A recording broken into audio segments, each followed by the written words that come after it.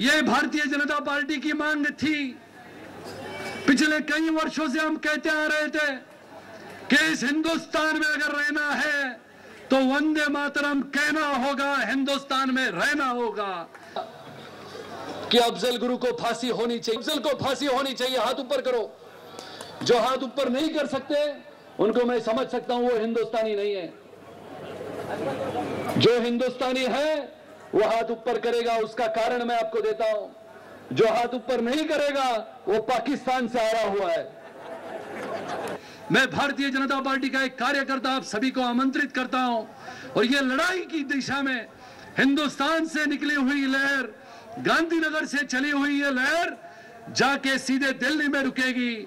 लेकिन गांधीनगर से चला हुआ रास्ता जब दिल्ली चलेगा, जब दिल्ली हम हासिल करेंगे तो प्रदेश हासिल करना होगा। केंद्र में सरकार बनेगी, महाराष्ट्र में सरकार बनेगी। महाराष्ट्र से परिवर्तन की लहर इसे हिंदुस्तान के केंद्र में बसी हुई कांग्रेसी सरकार को खत्म करेगी, और हिंदुस्तान में पहले बार पुनः एक बार तिरंगे के साथ भारतीय जनता पार्टी का भगवा लहराया जाएगा। यह आपको मैं अगवा करता हूं। आम्ही नरेंद्र मोदींचा सत्कार करतो, तर शिवाजी पार्कच्या सभेला परवानगी सुद्धा द्यायला हे सरकार तयार होत नाही। सरकार म्हणते की 26 जानेवारीला परेड आहे। आम्ही समजू शकतो, प्रजासत्ताक दिन हा हिंदुस्थानातील नागरिकाचा सार्वभौमत्वाचा प्रश्न आहे। आम्ही सगळेजण प्रजासत्ताक दिन साजरे करतो, पण शिवाजी पार्कच्या सभेसाठी परवानगी नाकारण्यात आली होती। नरेंद्र मोदी जर मुंबईत आले, महाराष्ट्रात आले, तर जी परिवर्तनाची लाट या महाराष्ट्रामध्ये येऊ पाहते आहे, ती महाराष्ट्रामध्ये येऊ पाहणारी परिवर्तनाची लाट आज काँग्रेसवाले थांबवू शकणार नाही। तुम्हाला काय सांगू, परिस्थिती एवढी भीषण आणि भयानक बनली आहे की सर्वसामान्य माणूस आता विचार करतो की जगणे कठीण झाले, काँग्रेसचे सरकार आले, स्वस्ताई गायब झाली, महागाई बाजारात आली। या संपूर्ण हिंदुस्थानाच्या इतिहासामध्ये असं कधी घडलं नव्हतं की देशाच्या सर्वोच्च पदावर विराजमान झालेले पंतप्रधान या देशाच्या 544 लोकसभा मतदारसंघापैकी एकाही मतदारसंघामधून निवडणूक लढवत नाहीत। सोनिया गांधींना प्रश्न विचारला गेला की देशामध्ये असलेल्या या निवडणुकीमध्ये पंतप्रधान म्हणून मनमोहन सिंग कुठे आहेत? अनेक मुद्द्यावर प्रश्न विचारले गेले, बेरोजगारीवर प्रश्न विचारला गेला की गेल्या 5 वर्षामध्ये याच महाराष्ट्रामध्ये राष्ट्रवादी आणि काँग्रेसचं सरकार आहे। 1 कोटी तरुणांना तुम्ही रोजगार देणार होतात। विचारा याच गल्लीमध्ये राहणाऱ्या राष्ट्रवादीच्या नेत्यांनी किती लोकांना तुम्ही रोजगार दिलात? याचं उत्तर देऊ शकत नाही। त्यांना विचारलं, विकासाच्या मुद्द्यावर तुम्ही प्रश्न विचारा। वरळीपासून बांद्र्याला जाणारा समुद्रातील उड्डाण पूल सुद्धा पूर्ण करू शकत नाही। आम्ही सांगितलं 10 वर्ष झाली तुम्ही समुद्रातला सेतू पूर्ण करू शकत नाही। येणारं सरकार हे शिवसेना आणि भारतीय जनता पार्टीच्या युतीचं असेल। आम्ही हा सेतू तर पूर्ण करूच, पण असा सेतू बांधू जो सरळ सेत आपल्याला संसद भवनामध्ये घेऊन जाईल असा विश्वास निर्माण करू। अभी चुनाव आता है तो हम आपके साथ है, ये वादा करते हैं। जब चुनाव आता है तो आप बात करते हो कि मुस्लिम मतदाताओं ने मतदान करना होगा।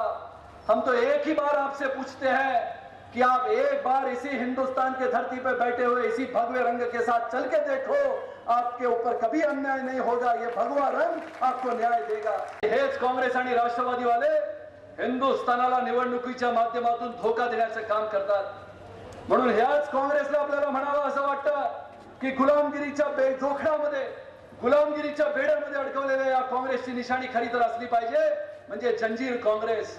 आणि याच राष्ट्रवादीने हिंदुस्थानामध्ये आणि महाराष्ट्रामध्ये सर्वसामान्य जनतेचा खून केला आहे, म्हणून त्यांची निशाणी असली पाहिजे खंजीर काँग्रेस। या जंजीर काँग्रेसचा आणि खंजीर काँग्रेसचा नायनाट आपण या निवडणुकीमध्ये करूया की जर या हिंदुस्थानामध्ये शहीद भगत सिंगने स्वतःच्या जीवाची कुर्बानी दिली, या हिंदुस्थानाला स्वतंत्रता मिळावी म्हणून अनेक थोर स्वातंत्र्य सेनानीने स्वतःच्या आत्म्याचं बलिदान केलं। बीडीडी चाळीतील रहिवाशांना आज मी सांगतो की तुम्ही ह्या पीडब्ल्यूडीच्या 2 अधिकाऱ्यांची धिंड आता गाढव सुद्धा मिळत नाही। तो उद्यापासून बीडीडी चाळीतील प्रत्येक नागरिकाला वाटलं पाहिजे माझा लढा आहे, भले मी राष्ट्रवादीचा आहे, मी शिवसेनेचा आहे, भाजपचा आहे की काँग्रेसचा आहे, पण माझं घर हे झालंच पाहिजे, म्हणून तुम्ही लढा दिला पाहिजे. तुमच्या सोबत मी आणि शिवसेना आणि भारतीय जनता पार्टी आहे. आपला हा तर मोर्चा म्हणजे सुरुवात है, ये तो एक झांकी है, पूरा चित्रपट अभी बाकी है. आने वाले समय में भारतीय जनता पार्टी शिवसेना बहुत आंदोलन छेड़ेगी. जसं राम राज्याला वनवास स्वीकारावा लागला, रामाला 14 वर्षाचा वनवास घडला, तसा शिवसेना आणि भारतीय जनता पार्टीच्या कार्यकर्त्यांचा हा 14 वर्षाचा वनवास 2014 मध्ये आपण संपवल्याशिवाय राहणार नाही, आम्हाला विश्वास है. लेकिन इस हिंदुस्तान में बसा हुआ ये नया आतंकवाद, इसे हिंदुस्तान के सरजमी पे बैठा हुआ युवा आतंकवाद को माना जाता है की जम्मू काश्मीरच्या कोपऱ्या कोपऱ्यातून सुरू झालेला दहशतवाद आपल्या या मुंबईमध्ये येऊ शकेल. आणि 26 नोव्हेंबरला तो वर्णित आला नाही, पण आपल्या या मुंबईतील छत्रपती शिवाजी टर्मिनस येथे पोहोचला. तुम्ही विचार करा, आता लहान मुलांनी शहीद झालेल्या आपल्या सर्व पोलीस अधिकाऱ्यांची चित्र आपल्या समोर ठेवली.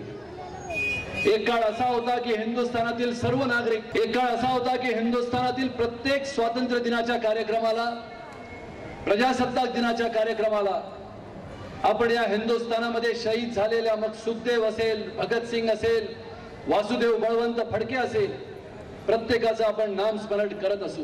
मैं कहूंगा तख्त बदल दो, ताज बदल दो. आपको कहना है भ्रष्टाचारी सरकार बदल दो. आप सबको जिसका बेसब्री से इंतजार है, जिनका नाम लेते ही हर कोई हिंदुस्तानी के शख्स में हिंदुस्तानी खून खोलने लगता है, मैं उनको आमंत्रित करता हूं गुजरात के मुख्यमंत्री आदरणीय नरेंद्र भाई मोदी जी को. देखो देखो कौन आया, देखो देखो कौन आया.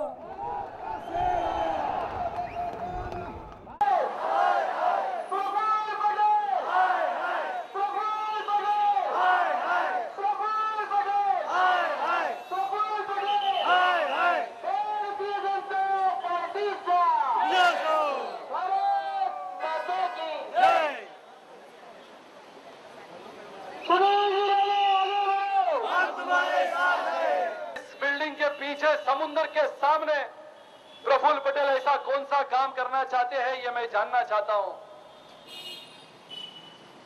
हम दिल्ली जाते हैं तो ताजमहल देखते हैं. मैं पूछना चाहता हूं प्रफुल्ल जी, पीछे कौन सा ताजमहल बना रहे हो? वर्ली में बसे हुए जनता जानना चाहती है कि पीछे कौन सा ताजमहल है, और इसकी जानकारी अगर नहीं मिली तो आने वाले कई दिनों में उस ताजमहल पे घुसने का काम भारतीय जनता पार्टी और कार्यकर्ता करेंगे. मैं कहता हूं, कोयला घोटाले में पंतप्रधान मनमोहन सिंह जी का नाम आता है, पूरा देश सकते में आता है.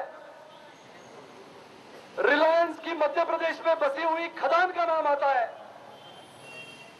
अनिल अंबानी की रिलायंस पे उंगलियां उठती है, लेकिन प्रफुल्ल पटेल जी का फोटो दूसरे दिन अखबार में से गायब होता है. ना पुलिस जानती है, ना राष्ट्रवादी कांग्रेस पार्टी के कार्यकर्ता जानते हैं कि हमारे अलाउद्दीन जैसे नेता का फोटो गायब कैसे हुआ. कांग्रेस के चंबल के डकैत हिंदुस्तान में बसे हुए हर उद्योग में डकैती डाल रहे हैं और हिंदुस्तान की जनता शांत बैठी है. मैं पूछना चाहता हूं कि इतने घोटाले में नाम आने के पश्चात हिंदुस्तान की जनता इंतजार कर रही है कि कब 2014 आता है, और चाहे पंतप्रधान मनमोहन सिंह हो या चाहे प्रफुल्ल पटेल हो, इन सबको इस बार अगर हिंदुस्तान की जनता घर में बैठाएगी तो मैं मानता हूं कि हिंदुस्तान की जनता में चेतना है, हिंदुस्तान की जनता में क्षमता है. भारतीय जनता पार्टी पूरे हिंदुस्तान में आंदोलन करेगी. लेकिन अगर गुजरात के नरेंद्र भाई मोदी जी का नाम आता है तो उनको लगता है कि कहीं ऐसा न हो कि आने वाले समय में प्रधानमंत्री के दावेदार नरेंद्र भाई बने. मैं कहता हूं मित्रों, आज कहता हूं 2012 के इसी अगस्त महीने में आपको कहता हूं, इसी हिंदुस्तान में 2014 में परिवर्तन होगा. चाहे नरेंद्र भाई पंतप्रधान बने, लेकिन इसी हिंदुस्तान में प्रधानमंत्री भारतीय जनता पार्टी का होगा, ये मैं आपको कहता हूं. भारतीय जनता पार्टी आईपीएल के घोटाले में प्रमुखता से नाम आया. कि हाँ, प्रफुल्ल पटेल ने आईपीएल के कुछ लोगों के लिए हिंदुस्तान की मानने वाली जो सेवा है एयर इंडिया, उसके कुछ जहाज ये आईपीएल वालों को करार कर दिए थे।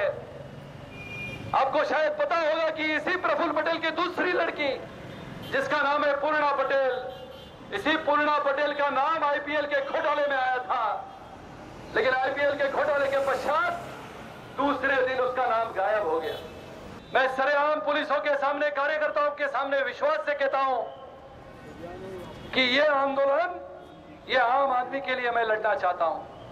ये आंदोलन इंडियन एयरलाइंस और एयर इंडिया में बसने वाले गरीब कर्मचारी के लिए मैं लड़ना चाहता हूं।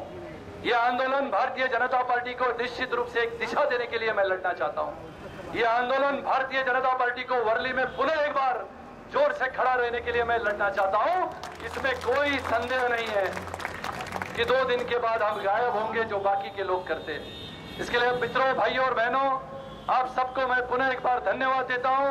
पूज्य डॉक्टर बाबासाहेब आंबेडकरांच्या नावाने मतांचा जोगवा मागणारं हेच काँग्रेसचं सरकार दलितांना सुद्धा न्याय देत नाही, ही आजची भूमिका आहे। आणि म्हणून एका बाजूला आदिवासींना न्याय मिळत नाही, दलितांचे हक्क छीनून घेतले जातात, गिरणी कामगारांवर सतत अत्याचार केले जातात, स्वतःच्या हक्काचं घर सुद्धा गिरणी कामगारांना लाभू देत नाही, तसे हे सरकार है। और आने वाले समय में विधानसभा जब महाराष्ट्र में होगी तो भारतीय जनता पार्टी एक नए सिरे से, नए रूप से इस विधानसभा में अपना विजय का लक्ष्य हासिल करेगी। मैं एका बाजूला कृषी मंत्र्यांना विचारलं गेलं की धान्याचं उत्पादन इतकं होत असताना दुसऱ्या बाजूला शेतकरी आत्महत्या का करतो? शेतकऱ्याकडून विक्री करून घ्यायची नाही, शेतकऱ्याला हमी भाव द्यायचा नाही। आणि मग एका बाजूला शेतकऱ्याला हमी भाव द्यायचा नाही, पण दुसऱ्या बाजूला शेतकऱ्याची आत्महत्या होत असताना त्याला परावृत्त पण करायचं नाही। आणि अशा पद्धतीने शेतकऱ्याची आत्महत्या हे सरकार रोखू शकत नाही, अशी परिस्थिती महाराष्ट्रात आणि हिंदुस्थानात तयार झाली। मनमोहन सिंहला विचारलं कि देश की जनता आपको बार बार पूछती है कि 4 मुद्दे का जवाब आपको देना है, पण ते बोलायला तयार नाही।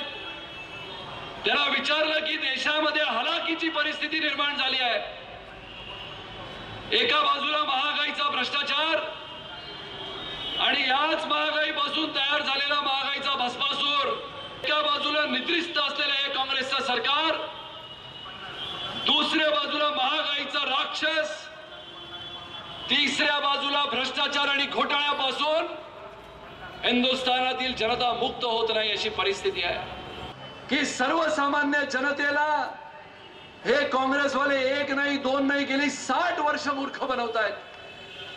पण गावाकडे गेलो, मुंबईमध्ये आलो, शहरामध्ये गेलो तरी सुद्धा भोळी बाबडी आपले महाराष्ट्रातील आणि देशातील जनता या काँग्रेसला मतदान करते। डॉक्टर बाबासाहेब आंबेडकरांच्या नावाने मतांचा जोगवा मागता एका बाजूला जाता, मग कोल्हापूर असेल, सोलापूर असेल, गडहिंग्लज असेल, तिकडे जाऊन छत्रपती शाहू महाराज, छत्रपती शिवाजी महाराज यांच्या नावाने मतांचा जोगवा मागता।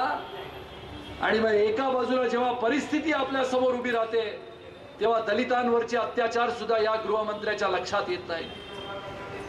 सुशील कुमार शिंदेला विचारलं गेलं की तुम्ही एका बाजूने म्हणता की कोळशाच्या घोटाळ्यामध्ये काळे झालेले या काँग्रेसवाल्यांचे हात हे साबणाने धुतल्यावर स्वच्छ होतील। मी सुशील कुमार शिंदेला आज सांगू इच्छितो की येणाऱ्या निवडणुकीमध्ये काँग्रेसचे हात स्वच्छ होणार नाहीत तर देशामधील जनता काँग्रेसचं तोंड काळं केल्याशिवाय सोडणार नाही। देशामध्ये असलेल्या तरुण आणि तरुणीला जे खेळामध्ये आपलं हिंदुस्थानाला पुढे नेऊ इच्छितात ते एकाही तरुणाला किंवा तरुणीला राहुल गांधींनी संबोधित केलं नाही। देशामध्ये नक्षलवादाचा प्रश्न आहे, देशामध्ये दहशतवादाचा प्रश्न आहे, पण गेल्या 8 वर्षामध्ये किंवा गेल्या 10 वर्षामध्ये राहुल गांधींना ना टेलिव्हिजनवर ना कोणत्या सभेमध्ये या हिंदुस्थानामध्ये असलेल्या नक्षलवादाचा बिमोड या काँग्रेसच्या सरकारने कसा केला पाहिजे हे बोलताना आपण बघितलं नाही। तुम्ही बघितलं आहे की नाही मला माहिती नाही, पण राहुल गांधी नक्षलवादावर बोलत नाहीत, राहुल गांधी हिंदुस्थानामध्ये असलेल्या बेरोजगारांच्या समस्यावर बोलत नाहीत। राहुल गांधी कोळसा घोटाळ्यामध्ये अडकलेल्या काँग्रेसच्या मंत्र्याबद्दल बोलत नाहीत।